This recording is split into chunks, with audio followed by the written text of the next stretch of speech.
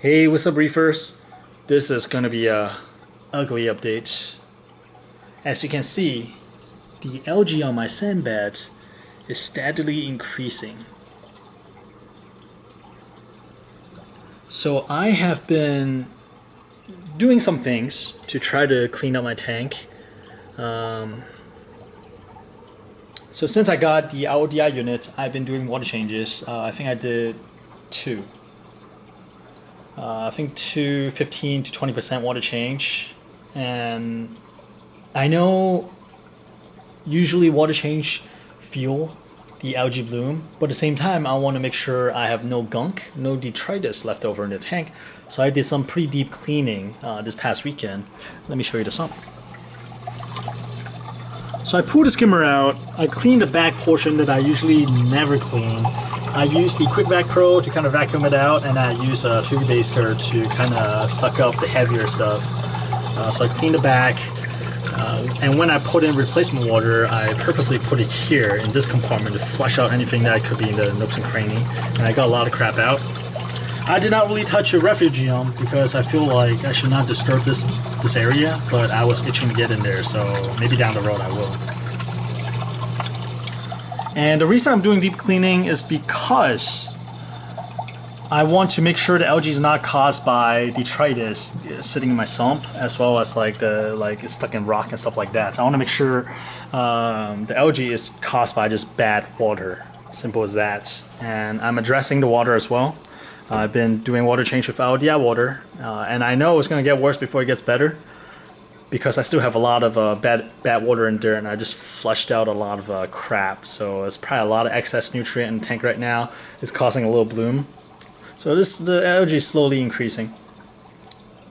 So I have decided to go into another really painful 3 or 4 days night out with hydrogen peroxide dosing just to keep this algae in check. It's probably not gonna beat the algae. It would be great if it does, but at least it's gonna buy me maybe another month or two before it becomes an issue again. And in the meantime, I'll continue to do just RODI water change just to make sure I have the best possible water in the tank versus the tap water or the warm-up water that I was using before. So to take that out of the equation. And one thing I've read is that, assuming these are dino flagellants, dino algae, they actually tend to start disappearing if the pH is a little bit higher. We're talking about maybe the 8.4 range, and I got this from the BRS TV, the Algae special. And really thank you for you guys for sharing that video. It was really insightful, really helpful. I did not want to deal with water chemistry before because I feel like it's a pain in the ass. I like to keep things simple because life is complex enough as it is already, right? Why makes it more complicated? But it looks like I have to go down that road. So my plan is to raise my pH slowly. Right now my pH is about 8.0 if the test kit is accurate. I ordered some calc powder from BRS, and I plan to start mixing them into my auto top off unit right there, and I'm gonna slowly raise the pH. And I think in general, not even counting the pH the advantage of raising a pH to level I want, just adding calc is a good thing. You know, it adds like I can erase the alk and also the calcium. Well, not raise. Technically, you shouldn't use it to raise. You use it to maintain, but well, I'm going to use it to raise a little bit first. So technically, that's good for coral in general as well. So it's not a bad thing. I figure, okay, well, let's do it. It's simple, right? Just like do a little powder, add it to the top of water each time you fill it up. So I'm gonna give that a try to raise the pH slowly to about the 8.3, 8.4 range to see if that makes an impact on the dino algae, if that's what this is. If it is, if it kills it, if it like kind of makes it recede, great. If not, I feel like the tank inhabitant is gonna benefit from the dosing anyway, so win-win. Another thing I'm trying to do to raise the pH is actually run the sump light on the reverse light schedule. Right now this is actually on for 24 hours, but I'm going to now start turning this off when the display tank light is on. By reversing it, it allows the plants to release, well, not like it allows the macroalgae to start releasing oxygen at nighttime, and that's when the tank needs oxygen the most, and that's why pH sometimes dips when it's nighttime. So with that, hopefully that will kind of help balance out the pH and maybe even raise it a little bit. We will see. And in terms of fighting algae, another thing I'm doing right now is that I cut back the light schedule on the Radeon G3.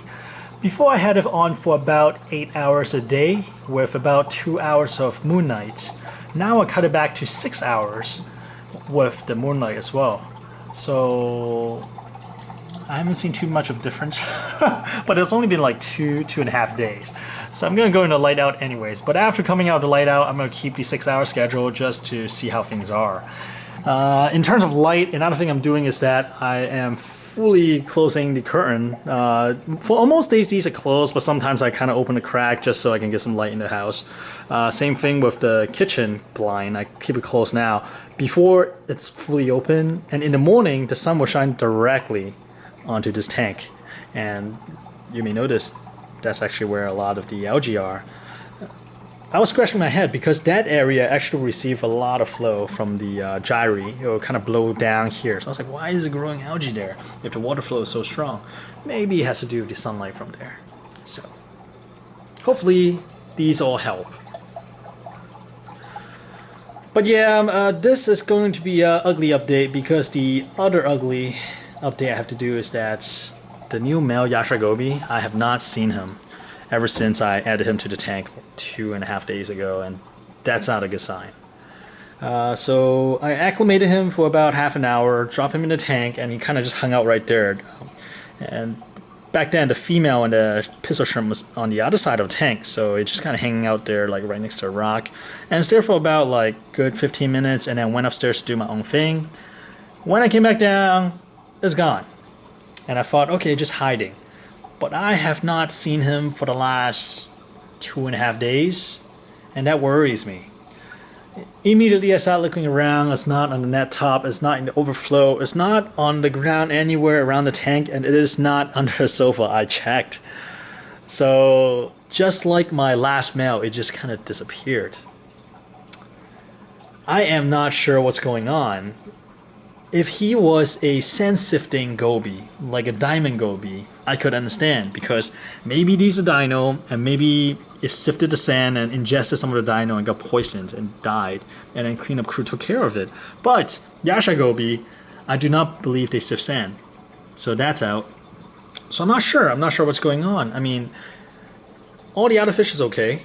Corals all seems to be doing okay for the most part. And it's just that for some reason the male Yasha goby is just missing. I don't know. Hopefully it's gonna show up in a couple of days and surprise me. I'll be over the moon. Can you imagine if, like, after 3.5 days of light out later, I pull the blinds back and there it is, 2 Yasha gobies swimming side by side. That would be awesome. But I'm not holding my breath. It's kind of sad really because it took a little effort to track him down, and it came from BRK. So yeah.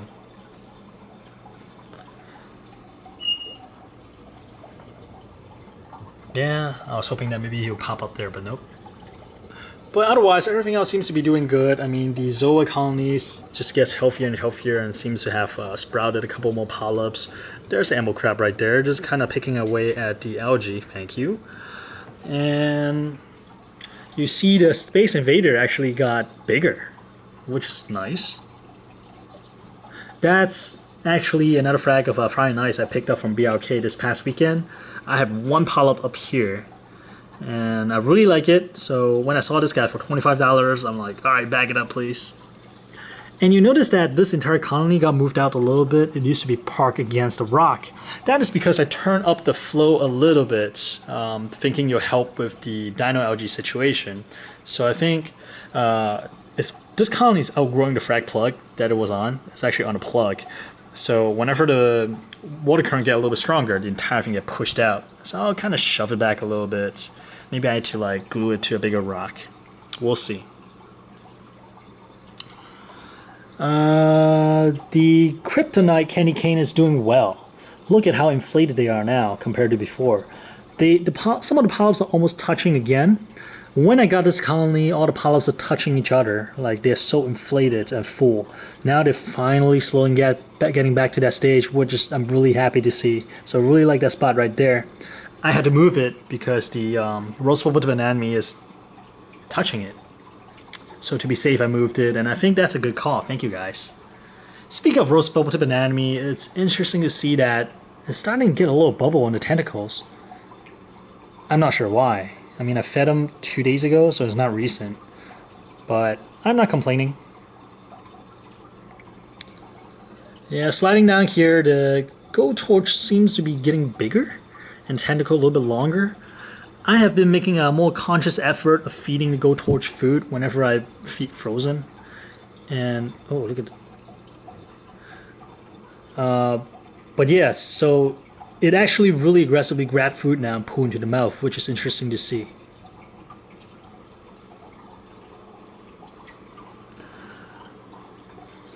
Everything else seems to be doing well, and let's do a little update on the blue clove. As expected, the area touching frog spawn, the blue clove really clearly lost. There's a little bald spot now where the frog spawn touches, but besides that bald spots, it seems to be doing well. Good extension, good polyp size, and they're opening fully. So I think they like the tank, which may be a bad thing down the road, but for now I'm happy.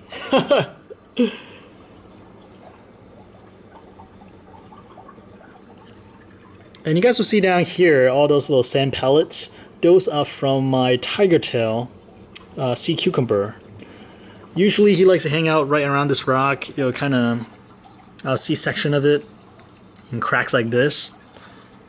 So glad to see that it is still sifting sand. And I think that about does it for this update. It's pretty ugly update with algae on the sand and missing male Yasha goby that I just got. That's terrible.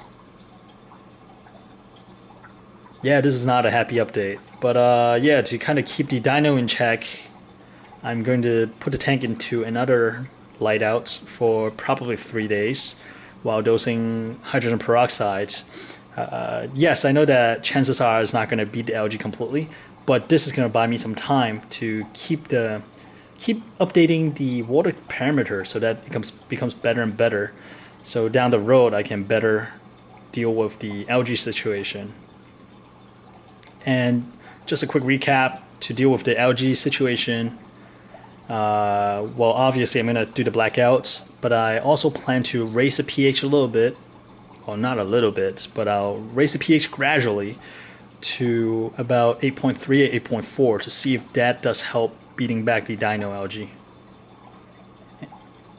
And I'm also going to do a reverse light cycle on the sump light versus the 24 hours that I'm running it right now. Alright guys, and of course, when I undo the black drape after 3 days light out, I see the male Yasha goby swimming with the female Yasha goby, then I will be over the moon. That would make my day, make my week, no, would make my month. That would make my year, damn it. So, best of luck to that male Yasha goby. I have no idea what happened. Alright guys, with that said, I'm going to go prep and get ready to seal the tank up one more time. Please wish me luck, and I hope you have a good week. And I will talk to you guys later. See ya.